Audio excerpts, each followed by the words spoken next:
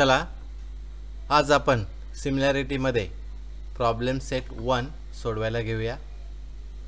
Problem set 1 चे मी दोन भाग करणार आहे, पार्ट 1 आणि पार्ट 2, ज्याच्यामध्ये आपल्याला सर्व गणितं सोडवायची आहेत। एका पार्टमध्ये 7 गणितं आणि उरलेली त्याच्या दुसऱ्या पार्टमध्ये असं आपल्याला या ठिकाणी विभाग करून सोडवायचं आहे।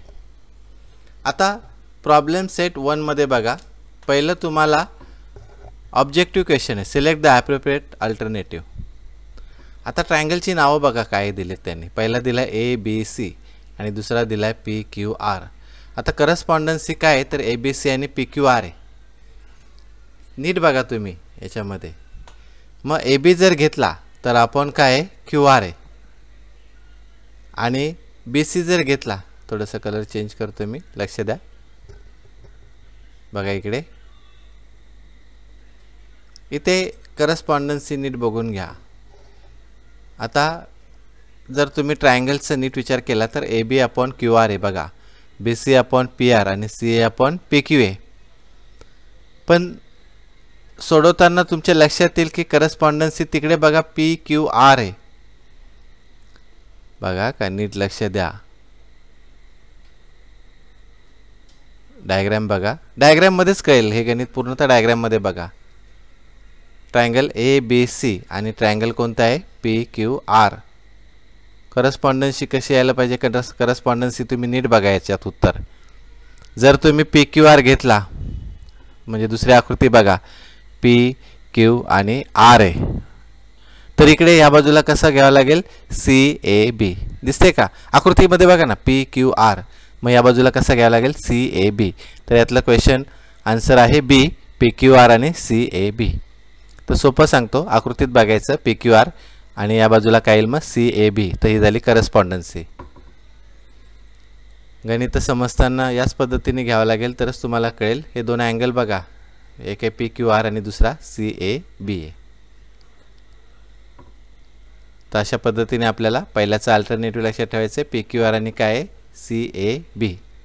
आता दुसऱ्यामध्ये बघा, ट्रायंगल डी ई एफ आणि ट्रायंगल कोणता आहे पी क्यू आर। आकृती जर नीट बघितली तर तुमच्या लक्षात येईल की डी हा कॉन्ग्रुएंट आहे कोणाला, क्यूला। थोडेसे रंग घेऊया, रंगामुळे थोडंसं तुम्हाला समजेल। आपण वेगवेगळ्या पद्धतीने ही गणितं जर बघितली तर तुमच्या लक्षात यायला पाहिजे।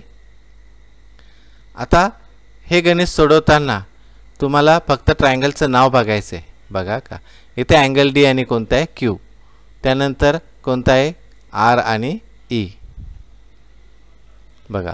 मग आर आणि ई जर पाहिलं तर हा आर आणि हा काय ई आहे। पण वरती बघा ट्रायंगलचा पहिला जो आहे तो डी ई आहे, आपण काय यायला पाहिजे पी क्यू बघा। ट्रायंगलची नावावरून पण तुमच्या लक्षात येईल, वरती जे पिवळ्या रंगात केले तिथे बघा डी जर घेतला तर आपण काय येईल पी क्यू। मग आता खाली ए बी सी डी मध्ये जर पाहिलं तर डी आणि पी क्यू कोणता आहे तर बी नंबरमध्ये आहे, तो आहे डी अपॉन पी क्यू। पुढचं तो आपोआप येईल E F upon R P. तर ही टेक्निक समजून घ्या, डी आणि पी क्यू हा काय झालं त्याचं पहिलं साईड आहे आणि त्याच्यावरून आपण याच्यात बी ऑप्शन भेटतं आपल्याला, D upon P Q is equal to A F upon R P. तिसरं गणित बघा, तिसऱ्या गणितामध्ये ट्रायंगल कोणता आहे ए बी सी आणि दुसरा ट्रायंगल कोणता आहे डी ई एफ आहे। आता याच्यामध्ये ऑप्शन नीट समजून घ्या, हा काय सांगितलं आहे डी ई एफ आणि बी आणि ई हा काय कॉन्ग्रुएंट आहे आणि सी आणि एफ पण काय आहे तर कॉन्ग्रुएंट आहे। पण हे दोन ट्रायंगल काय आहेत सिमिलर आहेत बघा, हे दोन ट्रायंगल काय आहेत सिमिलर आहेत का, तर A B is equal to किती दिलाय 3 डी ई दिलाय। याचा अर्थ हा कॉन्ग्रुएंट नाही तर हा कोणता आहे सिमिलर ट्रायंगल आहे, आणि म्हणून याच्यावरती आपल्याला स्टेटमेंट काय सांगता येईल तर बी नंबरची स्टेटमेंट येईल, काय येईल the triangles are similar but not congruent. थोडंसं रंग वापरतो, लक्ष द्या, याच्यामध्ये सुद्धा आपल्याला बी भेटतो, the triangles are similar but not congruent. हे सिमिलर आहेत पण कॉन्ग्रुएंट नाही आहेत, कशावरून तर A B is equal to काय दिलं आहे 3 डी ई, आणि त्यावरून आपण सांगू शकतो की हे जे दोन ट्रायंगल्स आहेत हे काय आहेत सिमिलर आहेत, पण सिमिलर हा काय प्रत्येक वेळेस कॉन्ग्रुएंट असतोच असं नाही, आणि म्हणून आपण सांगू शकतो आता पुढचं बघा, चौथं ABC आणि DEF आहे. तर आपल्याला इथे इक्विलॅटरल ट्रायंगल आहे, म्हणजे आपण त्या ठिकाणी हा सिमिलर ट्रायंगलचा फॉर्म्युला वापरू शकतो. आता याचा आन्सर तुम्हाला मी काढून दाखवतो, कारण हे बऱ्याच जणांच्या लक्षात येत नाही, त्यामुळे आपण याचा आन्सर काढूया. ABची व्हॅल्यू किती दिलेली आहे? 4. आणि इक्विलॅटरल ट्रायंगल हे काय असतात? सिमिलरसुद्धा असतात, समजून घ्या. मग आपल्याला त्या ठिकाणी डीची व्हॅल्यू भेटेल. इथे डी भेटतो 4√2. आता तो कसा आला तो पण आपण बघूया. पहिले 3 समजले असतील तुम्हाला, आता चौथ्यामध्ये थोडंसं नीट लक्ष द्या. आता याच्यात एरिया ट्रायंगल बघा का, लक्षात घ्या. एरिया ट्रायंगल कोणता आहे? ABC. आणि एरिया ट्रायंगल कोणता आहे? DEF. तर याच्यामध्ये हा इक्विलॅटरल आहे, म्हणून area triangle ABC upon area triangle कोणता घ्यायचा? DEF इज इक्वल टू, आपल्याला काय करावं लागेल? Equal to. तुम्हाला माहिती आहे की जर का दोन ट्रायंगल सिमिलर असतील तर आपण त्याच्यामध्ये कोणता फॉर्म्युला वापरू शकतो? स्क्वेअरचा. आणि म्हणून आपण एक साईड जर घेतली तर त्याचा AB स्क्वेअर आणि काय येईल? DEचा स्क्वेअर होईल. आता किमती बघा, 1/2 दिलं आहे इक्वल टू AB काय आहे? 4 आणि ते DEचा स्क्वेअर आहे. आता यांचे स्क्वेअर आहे तर इकडे स्क्वेअर रूट करायला लागतील, नीट लक्ष द्या. तो DEचा स्क्वेअर आहे का, लक्षात घ्या. म्हणजे AB 4/DE जर केला तर याचा स्क्वेअर रूट करायचा, तिकडे DEचा स्क्वेअर आला तो लिहून घ्या का. D is equal to 4√2. आपल्याला आन्सर भेटतं. म्हणजे यांचे स्क्वेअर आहेत तर अपोजिट साईडला काय करायचं? स्क्वेअर रूट करायचं. आणि त्याच्यावरून तुम्हाला 4 नंबरचा आन्सर किती भेटेल? 4√2. वेळ आली तर सोडून बघा. आता हे पण सोपं आहे, हे पण समजून घ्या. याच्यामध्ये जर तुम्ही नीट लक्ष दिलं तर XY हा पॅरलल आहे कोणाला? BCला. म्हणजे इथे आपल्याला काय भेटेल? बेसिक प्रोपोर्शनॅलिटी थेरम वापरावा लागेल बघा. पण आता यातलं कोणतं स्टेटमेंट ट्रू आहे तर हे कसं ओळखायचं? थोडंसं नीट समजून घ्या बघा. आता इथे AB अपॉन काय येईल? AC. AB अपॉन काय येईल? AC is equal to AX upon काय येईल? AY. आता खरं तर हे सोडून बघितल्यानंतरच तुमच्या लक्षात येईल, तसं लक्षात नाही येणार. पण इथे बघा AB अपॉन AC ह्या दोन साईड आल्या पाहिजेत, एक AB आणि एक काय? AC. तर एवढं लक्षात ठेवा आणि त्यानुसार तुम्हाला याचा आन्सर लिहिता येईल. सोपं आहे. आता आपण गणितांकडे वळूया. हे झाले ऑब्जेक्टिव्ह क्वेश्चन्स आहेत. 5 नंबरचं आपण काय बघितलं? ऑब्जेक्टिव्ह. आता 3rd नंबर बघूया. 3rd नंबरचं गणित काय बघा? प्रॉब्लेम सेटमधलं 3रं गणित. Ratio of areas of 2 triangles with equal height. आपल्याला इथे काय दिले? इक्वल हाईट दिलेली आहे. आणि त्यांनी काय सांगितलं आहे की रेशो किती येतो? 2:3. कोणाचा? एरिया ऑफ ट्रायंगलचा. If base of a smaller triangle is 6 cm, then what is the corresponding base of the bigger ट्रायंगल. मग आपल्याला काय करावं लागेल? मानावं लागेल पहिला. लेट बघा का. आता इथे त्या ठिकाणी आपण काय करूया? ट्रायंगल्स 2 घेऊया अंदाजे. आपल्याला माहिती आहे आपण ट्रायंगल्स पाठ करतो. Let there are 2 triangles. एका ट्रायंगलला नाव देऊ आपण ABC. ट्रायंगल कोणता घेऊया? ABC. अँड सेकंड ट्रायंगल कोणता घेऊया? PQR. आपल्या पाठांतरणातलेच घेऊया बघा. मग आता एरिया ट्रायंगल ABC त्याचा रेशो एरिया ट्रायंगल PQR किती दिला आहे? 2:3. आता बघा यातला पहिला लहान आहे ट्रायंगल, म्हणजे ABC हा लहान झाला आणि त्यांनी base of a smaller triangle दिला आहे. Base of a smaller triangle. म्हणून आपण साईड AB जर घेतली, कोणती पण एक साईड घेऊया, पण AB न घेता आपल्याला बेस घ्यायचा आहे. मग बेस घेण्यासाठी आपल्याला त्याचा पाया घ्यावा लागेल. आणि तुम्हाला माहिती आहे ABCचा पाया काय येईल? BC. आणि याचं काय येईल? QR. BC दिला आहे 6 आणि QR आपल्याला फाइंड आउट करायचं आहे, म्हणजे बिगर ट्रायंगलचा बेस फाइंड आउट करायचा आहे. फॉर्म्युला काय? The ratio of area of 2 triangles. आपल्याला कोणता फॉर्म्युला वापरायचा आहे? The ratio of area of 2 triangles. Formula कसं लिहिणार, आपण जे 1.1 सोडवले तेच आहे ते. मग 1.1 मध्ये जसं सोडवले तसंच आपल्याला घ्यावं लागेल. काय येईल बघा, area triangle ABC upon area triangle PQR equal to. आता आपल्याला काय घ्यावं लागेल, त्याचे बेस घ्यावे लागतील.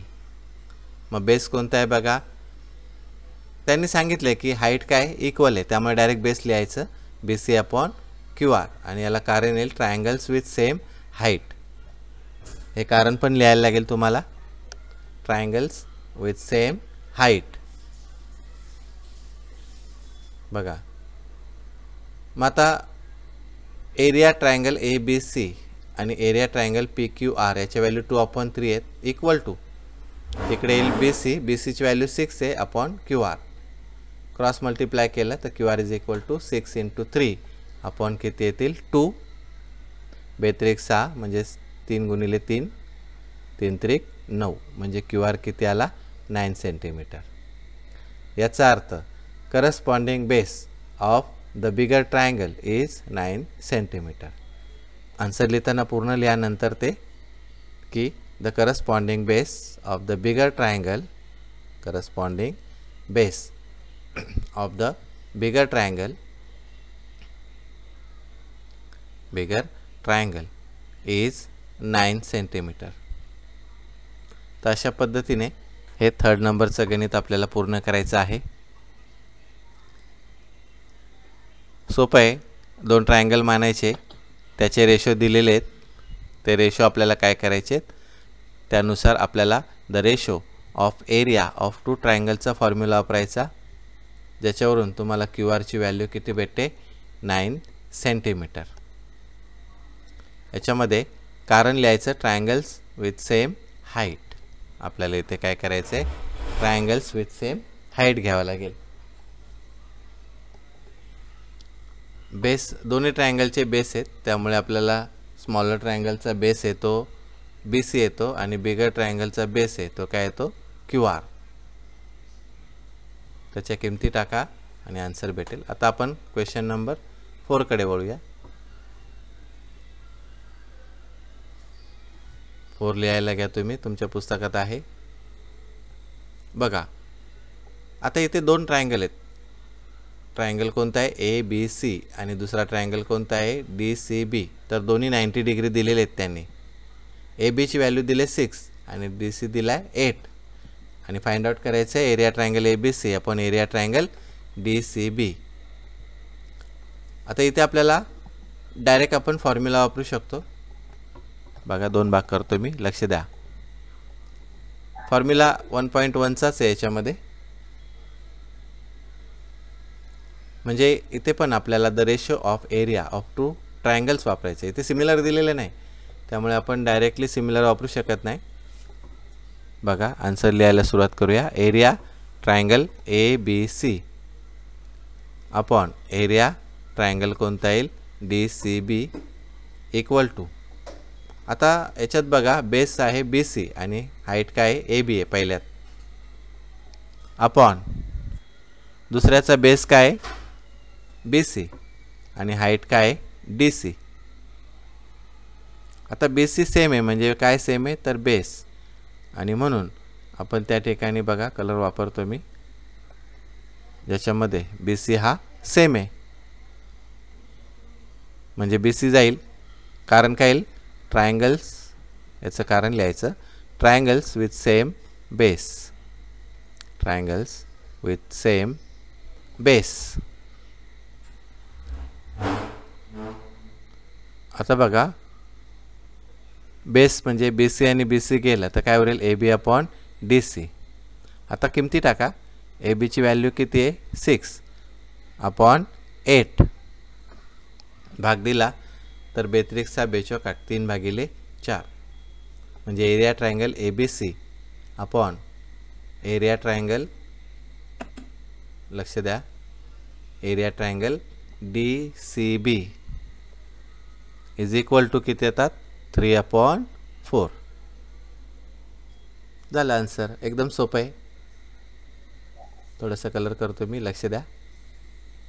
आन्सरला चौकोन करायचं, तुम्ही लक्षात घ्या, हे चौकोन झाले पाहिजेत. वरती फॉर्म्युलाचं नाव लिहायचं आहे का, लक्षात घ्या. फॉर्म्युलाचं नाव काय आहे? The ratio of area of two triangles. तो लिहून काढतो मी. The ratio of area of two triangles.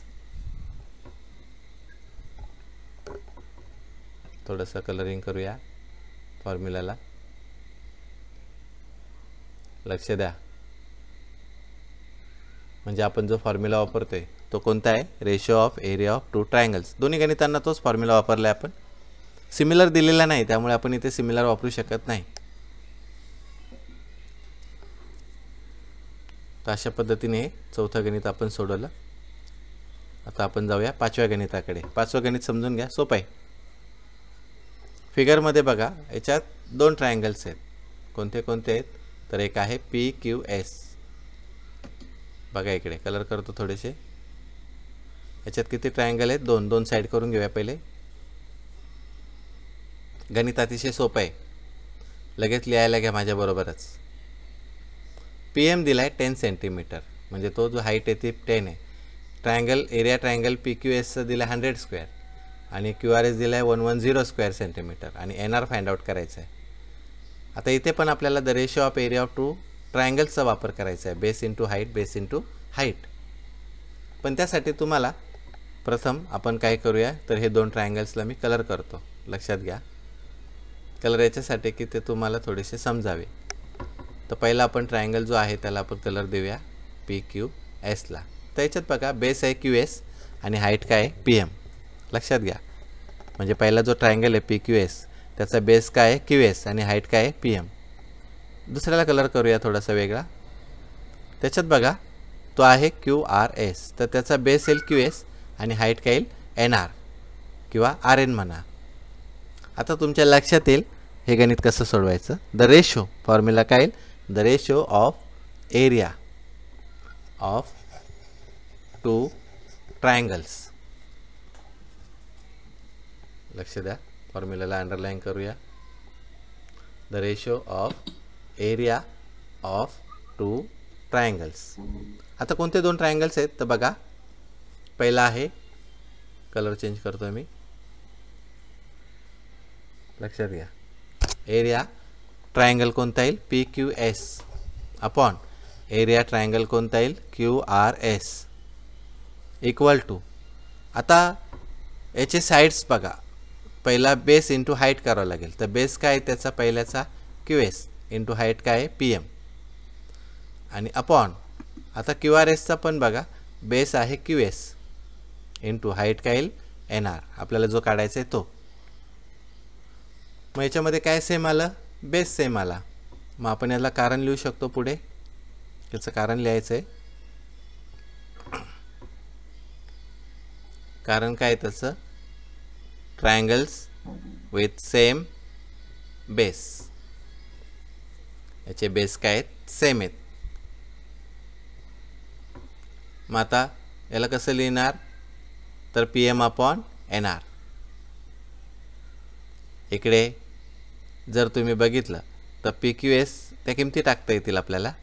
किती? 100 अपॉन 110. आता PMची व्हॅल्यू दिले 10, ते याच्यात टाकावे लागेल. म्हणजे 100 अपॉन 110 इज इक्वल टू 10. PMची किंमत किती आहे? 10 आहे. ते आपण 10 घेऊया अपॉन NR. आता क्रॉस मल्टिप्लाय करूया. NR इज इक्वल टू 10ला आपल्याला 110 ने मल्टिप्लाय करावं लागेल अपॉन ते 100 येतील. मग आता हे दोन शून्य गेले आणि ते दोन शून्य गेले. थोडं शून्याला कलर चेंज करतो मी. बघा, शून्य आपण घालवले दोन्ही पण. मग वरती किती उरलं? 1 इंटू 11. म्हणजेच किती यायला पाहिजे answer? NR is equal to 11. तर अशा प्रकारे आपल्याला पाचवं गणित सोडवायचं आहे, ज्याच्यामध्ये NRची किंमत किती येते? 11 सेंटीमीटर. सोपं आहे. दोन ट्रायंगल्स आहेत, एक आहे PQS आणि दुसरा आहे QRS. बेस आणि हाईट घ्यायचे पुन्हा बेस आणि हाईट घ्यायचे. Ratio of area of two ट्रायंगलचा वापर करायचा आणि ट्रायंगल्स विथ सेम बेस या पद्धतीने आपल्याला हे गणित सोडवायचं आहे 5वं. या प्रॅक्टिस सेटमध्ये आपण या प्रॉब्लेम सेटमध्ये आपण 7 गणितं घेणार आहोत आणि पुढच्या पार्टमध्ये उरलेली गणितं. 6वं गणित थोडंसं वेगळे समजून घ्या. याच्यामध्ये आपण काय करूया, थोडेसे पॉईंट्स तयार करूया. ट्रायंगल कोणता आहे, MNT बघा का. सिमिलर ट्रायंगल कोणता दिला आहे, QRS आणि त्यांनी अल्टिट्यूड दिलेत. अल्टिट्यूड म्हणजे 90 डिग्री लक्षात घ्या. मग आता याचे आपण काय करूया, पहिले आकृत्या काढूया. त्यांनी जे 5 आणि 9 दिले आहे ना, त्याची व्हॅल्यू आपल्याला इथे माहिती आहे की एरिया ऑफ टू सिमिलर ट्रायंगलचा फॉर्म्युला वापरायचा आहे. पण त्याच्या आधी तुम्हाला जे सांगते ते पॉईंट समजून घ्या, त्याशिवाय हे गणित तुम्हाला पटकन कळणार नाही. Altitude drawn from point T आणि दुसऱ्यात दिलं आहे altitude drawn from point S. मग आता पहिलं आपण काय करूया, इथे फिगर काढणं गरजेचं आहे, कारण जर इथे तुम्ही डायग्राम काढली नाही तर तुम्हाला हे गणित समजायला कठीण जाईल आणि त्याच्यामध्ये आपल्याला जे फाइंड आउट करायचं आहे ते पण समजून घ्यावं लागेल. बघा, रेशो फाइंड आउट करायचं आहे, पण त्यासाठी आपण डायग्राम काढूया. पहिलं आपण डायग्रामला नावं नाही द्यायची, लक्षात घ्या. इथे सिमिलर काढायचं आहे, एक लहान आणि एक मोठा आहे. तर पहिला जो 5 आहे त्याचा अर्थ तो लहान आहे आणि दुसरा जो 9 आहे याचा अर्थ तो मोठा आहे. म्हणजे दुसरा ट्रायंगल जर आपण काढला तर तो थोडासा मोठा काढायचा आहे. सर्वांनी काढायला घ्या आकृती बरोबरच. अल्टिट्यूड म्हणजे आता 90 डिग्रीचा आणि दुसरा आपल्याला ट्रायंगल घ्यावा लागेल. तो व्यवस्थित जोडा. इथे थोडासा एक रेषा थोडी बाजूला गेले. हा आपण दुसरा ट्रायंगल घेतला, त्याला पण आपण अल्टिट्यूड काढले. अल्टिट्यूड म्हणजे 90 डिग्री. आता ट्रायंगलची नावं पण पहिले लक्षात घ्या. तो वरती जो पॉईंट आहे तो T यायला पाहिजे पहिल्या याच्यात. बघा, altitude drawn from point T. एक 9 आणि एक किती 5. तर वरती T घ्यावा लागेल आणि त्या बाजूला बघा का, लक्षात घ्या, वरती T आणि त्या बाजूला काय घ्यावं लागेल, S. मग उरलेली नावं द्यायची. मग T जर सोडला तर काय उरला, MN आणि इकडे S जर सोडला तर काय उरेल, QR. बघा इथे आपल्याला S नाही तर R येईल, चुकून झाले ते. तिथे आपल्याला काय घ्यायचं आहे, R. तर अशा पद्धतीने हे 2 ट्रायंगल्स होतील ज्याच्यामध्ये अँगल M हा कॉन्ग्रुएंट आहे अँगल Q ला. लक्षात घ्या, तो सिमिलर असल्यामुळे आपण तो डायरेक्ट मांडू शकतो. आपल्याला 2 ट्रायंगल्स तयार करायचे आहेत, त्यामुळे ते 2 ट्रायंगल्समधले आपल्याला महत्त्वाचे पॉईंट्स आहेत. हा पहिला पॉईंट अतिशय महत्त्वाचा आहे. याला A नाव देऊया आणि याला B नाव देऊया. नाव कोणती पण देऊ शकतो. आता बघा, पहिला झाला तो MNT आणि दुसरा येईल QRS. अँगल M हा कॉन्ग्रुएंट येईल कोणाला, अँगल Q ला. बघून घ्या का, तर हा ट्रायंगल जो पूर्ण आहे त्याच्यातले हे 2 अँगल येणार. आता मी थोडेसे कलर्स करून दाखवतो. बघा, इथे M आणि Q आहे. तर हे 2 अँगल काय झाले, सेम झाले. बघा, आता 9 आणि 5 ज्याला व्हॅल्यू दिल्यात तो फॉर्म्युला तुम्ही जरी वापरला, ratio of area of two similar triangles, तरी पण तुम्ही तो कसा वापरायचा ते समजून घ्या. दुसऱ्या पॉईंटला बघा का, याच्यामध्ये दुसरा पॉईंट ते अर्धे ट्रायंगल घ्यायचे. म्हणजे ट्रायंगल M बघा का, MNT नाही येणार. आपल्याला कोणता घ्यायचा आहे, तो हाफ ट्रायंगल घ्यायचे. म्हणजे दोन्ही साईडला जे हाफ दिसतात ना, MAT आणि दुसरा कोणता आहे, QBS. तर हे 2 ट्रायंगल घ्यावे लागतील. बघा, MAT अँड सेकंड ट्रायंगल कोणता येईल, QBS. आता थोडेसे रंग देऊन दाखवतो तुम्हाला. आता आपण MAT ला पिवळा रंग देऊया. बघा, तुमच्या लक्षात यायला पाहिजे की आपण हा ट्रायंगल बघतोय. गणित पूर्ण सोडवल्यावरच तुम्हाला कळेल आपण काय केलं आहे. आणि सेकंड आपण थोडासा रंग चेंज करूया, हिरवा घेऊया QB आणि S ला. कलर्स याच्यासाठी की तुम्हाला बेस आणि हाईट त्याची सापडली पाहिजे, याच्या साईड समजल्या पाहिजेत. बघा का, आता ट्रायंगल कोणता आहे, तो MAT आणि ट्रायंगल कोणता आहे, क्यू बी एस. तर पहिला अँगल एम आहे, हा कॉन्ग्रुएंट आहे कोणाला, अँगल क्यूला. हा पहिला पॉईंट आहे, त्याला आपण फ्रॉम पॉईंट 1 म्हणू शकतो, फ्रॉम 1. आता दुसरा जो आहे तो 90 डिग्री आहे, बघा आकृतीमध्ये दिसतोय. तो 90 डिग्री आपल्याला घ्यावा लागेल, इच 90 डिग्री म्हणून हा पॉईंट येईल. तर मग लिहिणार कसं, angle M A T congruent angle कोणता येईल, क्यू बी एस. याला कारण येईल इच 90 डिग्री, इच 90 डिग्री. मग आता याच्यात कोणती टेस्ट येईल, by angle test for similarity. आपल्याला काय करायचं आहे, सिमिलॅरिटी फाइंड आउट करायची याची, फॉर सिमिलॅरिटी. बघा triangle M A T similar, triangle कोणता येईल, क्यू बी एस. आता याच्या साईड्स कोणत्या घ्यायच्या, तर अर्धी घ्यायची नाही, लक्षात घ्या. म्हणजे एम ए जी आहे ती नाही घ्यायची, मग उरलेल्या साईड्स आपल्याला घ्याव्या लागतील.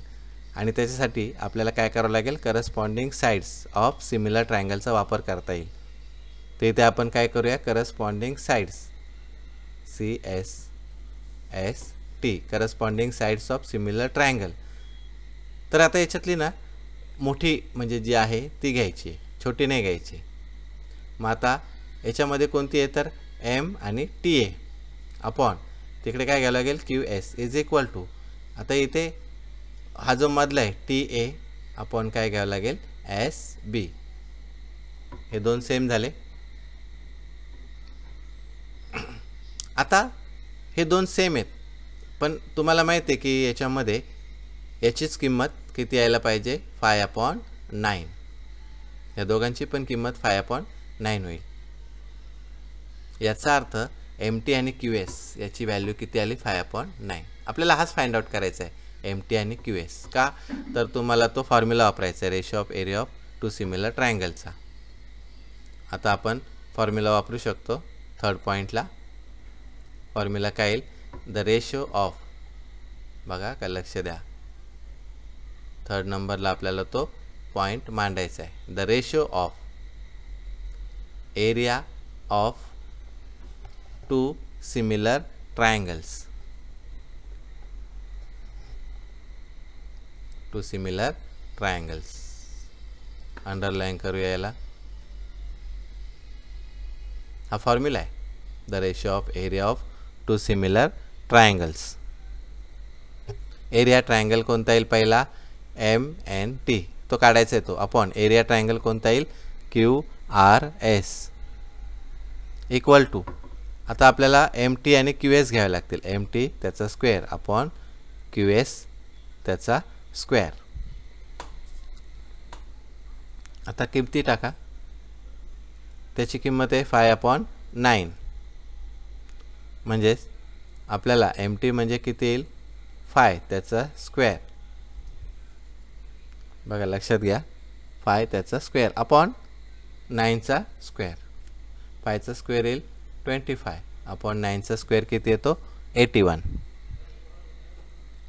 तर हे झालं आपलं answer. Area triangle M N T upon area triangle Q R S is equal to 25/81. गणित एकदम सोपं आहे. फॉर्म्युला काय वापरायचं, ratio of area of two similar ट्रायंगल्सच वापरायचं. पण याच्यात अल्टिट्यूड दिलेत ना, 80 म्हणजे टी ए आणि त्या ठिकाणी कोणता येतो, तर एस बी. हे अल्टिट्यूड आहेत. तुम्ही डायरेक्ट पण अल्टिट्यूडचा स्क्वेअर करू शकता इथे, म्हणजे ratio of area of two similar ट्रायंगल्समध्ये डायरेक्ट टी एचा स्क्वेअर अपॉन एस बीचा स्क्वेअर घेऊ शकता. पण आपण इथे काय केलं, पहिले प्रूव्ह केलं की पहिला ट्रायंगल एम एन टी हा सिमिलर आहे कोणाला, क्यू आर एसला. मग त्याच्यामध्ये एम आणि क्यू काय झाले, कॉन्ग्रुएंट झाले अँगल्स. मग आपण ट्रायंगल घेतले छोटे छोटे दोन, एम ए टी आणि क्यू बी एस. मग त्याच्यात अँगल वापरलं आणि करस्पॉन्डिंग साईड्स ऑफ सिमिलर ट्रायंगलचा वापर करून सगळ्यांची व्हॅल्यू 5/9 येईल. मग आता आपण ratio of area of two similar triangles वापरू शकतो. Area triangle M N T upon area triangle Q R S. तर त्याची साईड घेतली आपण एम टीचा square upon Q S square. M T ए 5 त्याचा स्क्वेअर आणि 9 त्याचा स्क्वेअर. अशा पद्धतीने आपण 6 नंबरचं गणित सोडवलं. आता 7 नंबरच्या गणिताकडे वळूया. 7 नंबरचं गणित हे बेसिक प्रपोर्शनॅलिटी थेरमचं आहे. कशावरून ओळखायचं हे, तर सेगमेंट डी हा पॅरलेल आहे कोणाला, साईड बी ए बीला. मी तुम्हाला आकृती रंग दाखवतो बघा, पिवळा रंग वापरूया. हा पूर्ण बघा, याच्यामध्ये डी पॅरलल आहे कोणाला, ए बीला. आणि असं असेल तर आपण काय वापरतो, बेसिक प्रोपोर्शनॅलिटी थेरम. मग आता या गणितामध्ये आपल्याला तेच वापरायचं आहे. पॉईंट समजून घ्या. त्याने डी हा पॅरलल सांगितलं आहे कोणाला, ए बीला. ए डी दिला आहे 5, डी सी दिला आहे 3, बी सी दिला आहे 6.4 आणि बी फाइंड आउट करायचं आहे. बी म्हणजे एक्सची व्हॅल्यू फाइंड आउट करायची आणि ही बेसिक प्रोपोर्शनॅलिटी थेरममध्येच येते. मग आता सोपं आहे, आपण डायरेक्टली आन्सर लिहायला सुरुवात करूया. इन फिगर बघा का, या फिगरमध्ये ट्रायंगल कोणता आहे, ए बी सी, म्हणजेच सी ए बी असं पण म्हणता येईल, ए बी सी. आता ए बी सीमध्ये कोण कोणाला पॅरलल आहे, तर सेगमेंट डी हा पॅरलल आहे कोणाला, सेगमेंट साइड ए बीला. आता याच्यावरून आपण काय वापरू शकतो, बेसिक प्रोपोर्शनॅलिटी थेरम. म्हणून बाय बेसिक प्रोपोर्शनॅलिटी थेरम, लक्षात घ्या, बेसिक प्रोपोर्शनॅलिटी थेरम. कसं लिहिणार बघा, अंडरलाईन करून घ्या. आता नंबरिंग बघा, तुम्हाला मी आयडिया सांगितली, त्या आयडियानुसार तुम्हाला नंबरिंग करता येईल. कलर करून घेतो मी. फॉर्म्युला हा बेसिक प्रोपोर्शनॅलिटी थेरमचा. आता बघा, याच्यात आपण नंबरिंग केलं तर 2 भाग करून घेतो. पहिले नीट लक्ष द्या. बेसिक प्रोपोर्शनॅलिटी थेरम आपल्याला सर्वांना माहिती आहे, तो त्याच्यामध्ये वापरायचा आहे. 1 नंबर याला येईल, 2 आपल्याला कोणाला घ्यावं लागेल, डीला. म्हणजे आपल्याला ती साईड पहिले घ्यावं लागेल, म्हणजे सी डी म्हणजे तो 2 येईल आणि हा 3. पुन्हा इकडे घेतला तर 1 2 3. मग आता फॉर्म्युला आपण वापरूया. काय येईल, सी डी अपॉन काय येईल, D A is equal to C. आता सी ई घ्यावा लागेल अपॉन काय घ्यावं लागेल, ई बी किंवा बी म्हणा, काही म्हणा. आकृती नावं बदल, अक्षर इकडे तिकडे होतात पण ती नावं तीच राहणार, हे समजलं पाहिजे. म्हणजे 3 अपॉन किमती बघा, 3 अपॉन किती येतो, 5 इज इक्वल टू. आता सी ए येतो अपॉन काय, ई बी. लक्षात घ्या, तो सी अपॉन काय, ए बी. ए बी किंवा बी तुम्हाला जसं वाटेल त्या पद्धतीने तो रायटिंग तुम्ही करू शकता. समजा बी ई लिहिला तरी चालेल आणि ए बी लिहिला तरीसुद्धा तो चालेल. आपल्याला फाइंड आउट करायचं आहे बी ई. तो एक्स आहे, तुम्ही कसंही त्याला रायटिंगमध्ये आणू शकता. आपण जसं घेतलं आहे तसंच घेऊया, ए बी. आता किमती टाकूया आपण. किमती तिथे दिलेल्या आहेत. सी ची किंमत आहे 6.4 मायनस एक्स आहे, म्हणजे 3/5 is equal to 6.4 minus X upon X येईल. आता क्रॉस मल्टिप्लाय करायचं, मग तो एक्स तिकडे 3ला गुणाकारात जाईल, म्हणजेच तिकडे किती होतील ते 3x. बघा लक्षात घ्या. मग 6.4 आणि 5 तिकडे जाईल, लक्षात घ्या. आणि 5 ने आपण कोणाला मल्टिप्लाय करायचं, 6.4 मायनस एक्सला. मग आता 5 ने गुणूया. 3x बरोबर 5 ने 6.4ला गुणलं तर किती येतं बघा, 5 चौक 20, 7 2, 5 7 30 आणि 2 32, म्हणजे 32 येतं. वजा तिथे किती येतील, 5x. हे वजा 5x इकडे काय होतील, अधिक 5x होतील, म्हणजे 3x अधिक 5x बरोबर किती येतील, 32. मग हे किती झाले, 8x. मग 8x बरोबर किती आले, 32. हा 8 गुणिले तिकडे काय होईल, भागिले, म्हणजे x बरोबर 32 भागिले 8.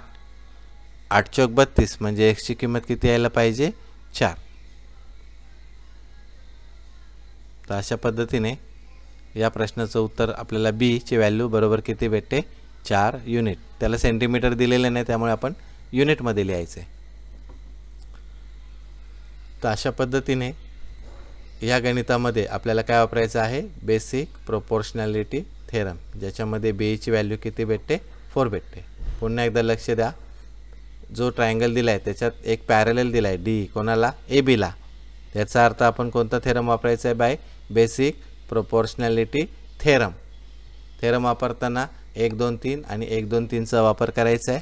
CD/DA is equal to C/AB म्हणजे 3/5 is equal to C/AB. Cross multiply केलं तर 3x is equal to 5 in bracket 6.4 minus x. मग आता इथे 3x is equal to 32 minus 5x. मग इकडे मायनस 5x इकडे प्लस होतील म्हणजे 3x प्लस 5x किती झाले 8x. मग हा 8 आहे तिकडे मल्टिप्लाय आहे तर डिवाइड होईल 32/8 म्हणजे x ची व्हॅल्यू किती भेटते 4. तर अशा पद्धतीने आपण 7 नंबरचं गणित सोडवलं. नेक्स्ट टाइम आपण पुढचे गणित घेऊया पुढच्या भागामध्ये. धन्यवाद.